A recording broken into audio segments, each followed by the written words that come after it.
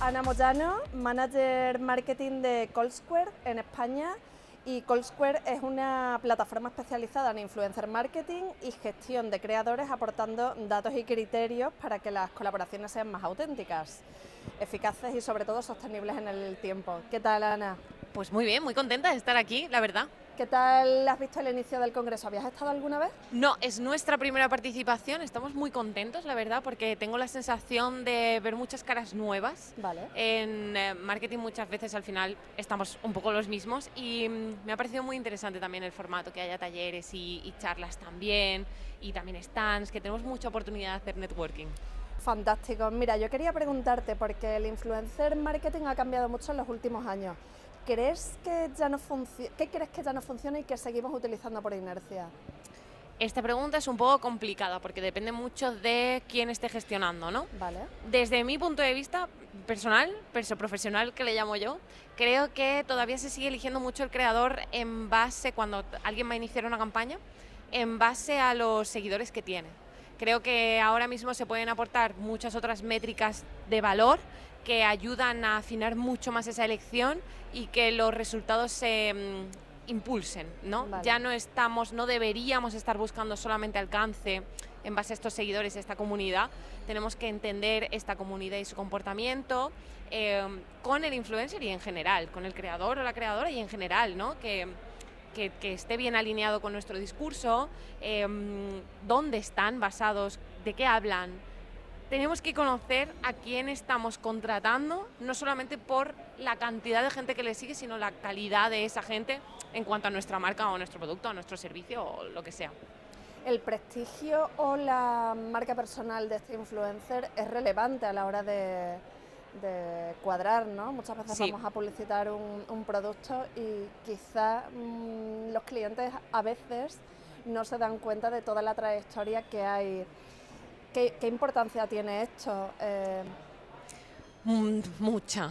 Mira, nosotros en la plataforma tienes visibilidad sobre las colaboraciones que han mantenido en el tiempo, Vale. que también me parece interesante porque muchas veces no se quizá presta atención a esto y igual está colaborando con la competencia o con un producto que no está alineado con nuestra imagen de marca. Hablo de sostenibilidad o de responsabilidad social.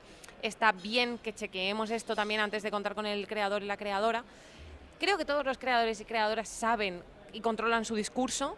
Creo que si hay más o menos polémica, lo saben y lo controlan. Por lo menos lo saben, luego ya controlen lo que pasa, pero aquellos o aquellas que igual quizás son un poco más polémicos y está incluido en su discurso, también encajan en las marcas, ¿eh? Yo creo que está claro que lo importante es que su discurso se alinee con el tuyo. Esto no significa que tengamos que ser todos puristas de la buena, ¿sabes? Sí. Respetando, por supuesto, derechos humanos y sociales, no voy por ahí, pero por supuesto que si mi marca es gamberra, puedo buscar un creador, una creadora que sea también gamberro. ¿Por qué no? Lo importante es que esté alineado. Vale. Más allá que sea más polémico o menos polémico, que tu marca o tú como agencia quieras proponer un creador que vaya con una marca que esté alineado con el discurso. De acuerdo. ¿Por qué sigue siendo tan difícil medir el impacto real de una campaña con creadores? Yo creo que no es difícil porque la data está, nuestra plataforma es prueba de ello y hay otros players en el sector que ofrecen data también, y esto hay que decirlo. La data existe, la tenemos, contamos con ella como marketers. Creo que el punto puede estar en definir bien las KPIs antes de iniciar una campaña. Vale. Creo que, un poco volviendo a la primera pregunta, si nosotros estamos buscando que un creador tenga muchos seguidores, voy a medir el alcance. Igual esto no es el potencial de tu campaña. Igual esto tampoco está alineado con la estrategia global de marketing que estás llevando a cabo. Entonces, para mí, cuando marcamos la estrategia dentro del plan de marketing en general, debiera ser así, ¿no? Pero dentro del plan de marketing general y la vertical de influencers tiene que estar alineado con los objetivos de la campaña en general, de la estrategia en general. Y esto implica marcar unas KPIs para todo. Si voy a medir conversión, voy a medir conversión. Podemos hacerlo. Pero ¿por qué entonces yo luego busco un influencer con muchísimos seguidores? Son muy pocos, lo que sea. Yeah. Si yo estoy midiendo conversión, tengo que centrar la campaña en medir conversión. Existen códigos, existen APIs que te integran tu tienda, se pueden hacer muchísimas cosas. No es que no podamos medirlo, sino que tiene que quedar claro qué queremos medir desde el primer momento. Ana, ¿por qué crees que las empresas siguen centradas a la hora de elegir a un influencer en precisamente seguidores y me gustas, en lugar de pensar en esos otros contenidos, en esas otras habilidades de las que nos estás hablando, que parecen a la hora de vender mucho más estratégicas y más interesantes. Ya se hace. Creo que se sigue haciendo y creo que efectivamente es algo que tenemos que seguir mejorando, pero ya se hace. La gente que trabaja en influencer marketing, tanto agencia como marca, que tiene una gran estrategia centrada en influencers y en creadores, tiene en cuenta otras métricas de valor. Por esto que te digo, porque al final ellos luego marcan sus KPIs y esto hay que justificarlo. Claro. Yo creo que España no ha sido un mercado muy maduro en influencer marketing, de los que primero empezó, pues igual como Francia quizá o como UK, ¿no? Pero sigue ahí, en el camino. Estamos mucho más profesionalizados que hace 3 o 4 años, pero sigue ahí en el camino. Creo que las buenas prácticas entre agencias, marcas, creadores y por supuesto usuarios, este flujo de buenas prácticas entre nosotros hace que vayamos mejorando. Y que yo siempre digo, y además lo dijo hace poco una creadora, que en la industria no tiene competencia, tiene compañeros. Yo soy fiel creyente de esto desde el principio. Yo creo que todos aprendemos los unos de los otros, de nuestros errores y de los errores del otro, y de nuestros aciertos y de los aciertos del otro, y esto es lo que nos hace que crezcamos como industria. Como profesionales ya ni te digo, y personalmente ya más allá, pero como industria nos hace crecer. Si tenemos que mejorar cosas, hagámoslo hablando con los demás, aprendiendo de sus estrategias y de lo que ellos hacen. Yo creo que estamos empezando a buscar otras métricas. Creo que las estrategias ahora son mucho más 360 y esto hace que el creador no solamente entre en top of the funnel, ¿sabes? Que entre en muchas más partes del embudo, incluso no como embudo, sino como reloj de arena. Cuando tú eres capaz de ver en qué punto de tu funnel quieres meter la colaboración, te cambian las KPIs, no estamos yendo solo a seguidores, o sí, pero de repente quiero 10 que me sumen 100.000 versus uno que me sume 100.000 del principio, ¿sabes? Sí evolucionamos, por supuesto. Esto no es nada de cuando yo empecé al influencer marketing al principio a dedicarme en esta industria. Pero creo que, y yo abogaría y utilizo como muchísimo este espacio, no somos competencia, sí, pero no somos competencia, somos compañeros y es el error del otro te sirve a ti para no cometerlo y el acierto del otro te sirve a ti para imitarlo. Me parece muy interesante, sobre todo porque cada persona somos únicas. Por supuesto. En definitiva, confiar en tu valor personal y en tu, no sé, en tu forma única de expresión, quizás sea la mejor estrategia en muchos casos. Desde los datos que manejáis, ¿qué diferencia hoy una colaboración que funciona de una que no? Vuelvo un poco a las KPIs, ¿no? En función de los objetivos, claro. Sí es verdad que creo que es importante considerar los creadores de contenido, los influencers o los key opinion leaders, ya lo que queramos llamarlo, pero trabajar en influencer marketing te da un acercamiento a la audiencia muy 360. Vale. Si yo marco mi objetivo conversión y estoy trabajando con un creador, voy a tener alcance igual. Entonces creo que hay que marcar las KPIs para poder medirlo bien, para poder elegir bien al creador y luego hay que saber analizar esas campañas para encontrar dónde ha estado todo el impacto. Igual de repente mi campaña estaba centrada en descubrimiento de mi producto y lo que ha hecho ha sido que la gente descubra un asociado y me ha aumentado las ventas de ese producto asociado. Es importante marcar las KPIs. Es importante elegir en base a estas KPIs a los creadores y examinar esa audiencia, pero también es importante analizar la campaña después y darle una vuelta a todo lo que nos puede aportar. No te estoy diciendo que no haya campañas que fracasen, sí las hay seguro. Y claro. Si yo me estoy marcando tener 100.000 personas alcanzadas y llego a 3, no has cumplido ese objetivo. Pero es que igual de repente esto te abre otra colaboración, creo que tiene este impacto el influencer, el poder conseguir otras cosas que no tenías en mente y que son un aporte para tu negocio. Aunque también. Solo sea información, ¿no? Por supuesto. De algo que no funciona. Exacto. Y que tú pensabas que sí. Sí. ¿Qué errores veis repetirse con más frecuencia en clientes que se acercan por primera vez al influencer marketing? Es complicado porque normalmente los clientes que nosotros tenemos hacen influencer marketing, trabajan influencer marketing y las agencias que trabajan con nosotros trabajan en influencer marketing.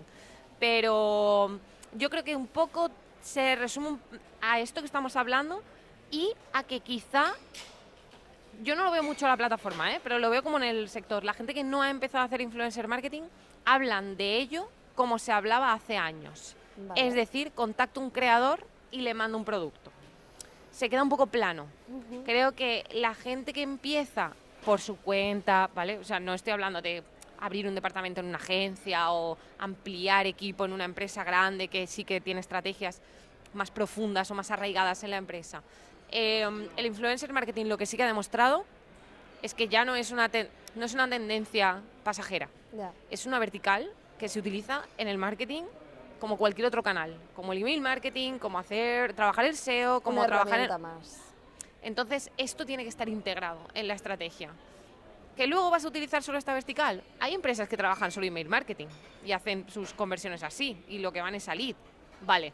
¿Puedes trabajar solo influencer marketing? Vale, pero tiene que tener un sentido, tiene que tener una coherencia, tiene que tener una continuidad, ¿no? Y si voy a lanzar colaboraciones puntuales, bien, pero que esté dentro de un todo. De un contexto también. Sí. ¿Qué papel juegan las relaciones a largo plazo frente a las campañas puntuales? Estamos viendo una tendencia en colaboraciones a corto plazo. Nosotros sacamos un informe hace poquito, a final de año, que hacía un análisis de mercado a nivel europeo y estábamos viendo además una tendencia hacia las colaboraciones a corto plazo. Yo creo que no es incompatible. Nosotros, como empresa que trabajamos, hacemos activaciones con creadores, hacemos colaboraciones a corto y a largo plazo. ¿Por qué? Porque casarte con alguien a largo plazo tiene que estar muy estudiado. Por eso es importante contar con herramientas que te dan data, como CallSquare. Porque tienes que hacer un análisis muy detallado para saber que te estás casando con esta persona a un más medio-largo plazo.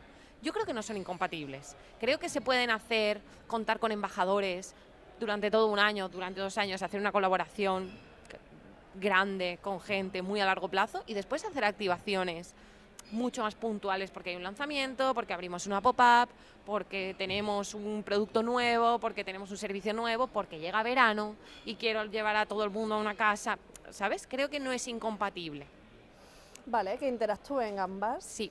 ¿Qué consejo daríais a una marca que quiere trabajar con creadores de forma estratégica y no oportunista? Vamos, lo que estábamos comentando. Pues que analicen mucho los perfiles, que decidan a dónde quieren llegar, que exploren. Hay muchos creadores ahora mismo, en muchos nichos, hay mucho micro y mucho nano que también lleva muchos años trabajando. No hablo de gente que de repente pega un pelotazo y ya está, que seguro que también, pero hay gente que lleva trabajando en nicho mucho tiempo, que se explore. Hay muchas posibilidades y muchas formas de hacer esto. Se pueden sacar 5 macro y tener un impacto X, y se pueden sacar 15 micro y tener un impacto Y. Hay que explorar, hay mucho mercado. Y esto no significa que dejemos de lado a la gente que es más macro, que lleva a lo mejor X años en la industria. Yo pienso que mi consejo es como todo. Revisar, ¿tú sabes lo que son los gastos hormiga? Sí. Vale, pues revisar esto. Las prácticas que llevamos haciendo X tiempo, hay que revisarlas. Y revisar qué estamos haciendo. Y ver si existen nuevas oportunidades. Vale. Algo así. Esas pequeñas inversiones del Sí. día a día quizás, para que todos nos entiendan, que vayamos un poco con más cautela y analizando un poco dónde supone un gasto y dónde supone una inversión quizás. Nos metemos mucho en la rueda del trabajo, eso nos pasa a todos. Y cuando llevas ya un tiempo además trabajando en una industria, en una empresa, estás muy metido en la rueda y los procesos están muy establecidos y las formas de trabajar están muy establecidas. Está bien refrescar eso, está Claro. bien. ¿Sabes cuando llega alguien nuevo al equipo? Que de repente... Trae aire fresco. A mí me encanta eso, porque es que creo que es la gente de fuera, que nos retemos a nosotros a revisar qué es lo que hacemos y dónde podemos mejorarlo. Es lo mismo en la elección de creadores. No digo que dejemos de hacerlo, lo que funciona, funciona. Pero creo que el retarte a ti mismo a darle una pensada muchas veces puede llevar a nuevas oportunidades, a nuevos impulsos. O a nuevos clientes, ¿no? Sí, A traer por supuesto. esas nuevas miradas. Fantástico, Ana Moyano, ha sido un placer tenerte aquí en el Centro de Igualmente. Entrevistas del CEM. Espero que disfrutes mucho de la jornada y que vuelvas otro año más. Hombre, claro que sí. Muchas gracias, Ana. Gracias de a ti. CallSquare. Gracias.